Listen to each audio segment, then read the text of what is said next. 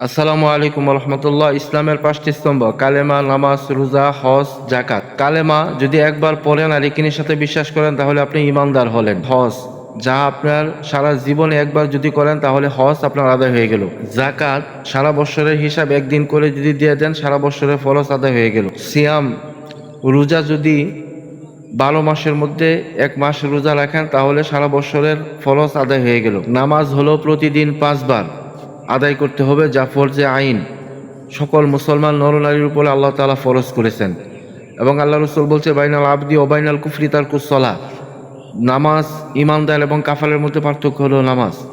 আউয়ালু মা ইউহাসাবু বিহিল আবদু ইয়াউমাল কিয়ামাতিস সালাহ। নামাজের হিসাব আল্লাহ তাআলা সর্বপ্রথম কিয়ামত মাঠে নেবেন। আল্লাহ রাসূল বলছেন, যার কাছে নামাজ আছে, যার কাছে দিন আছে, যার কাছে নামাজ নাই তার কাছে দিন নাই। তো ভাই, আপনারা যারা বলেন নামাজ না পড়লে আমার ঈমান আছে, তাদের কাছে আমার প্রশ্ন, ভাই আপনার ঈমান কতটুকু আছে?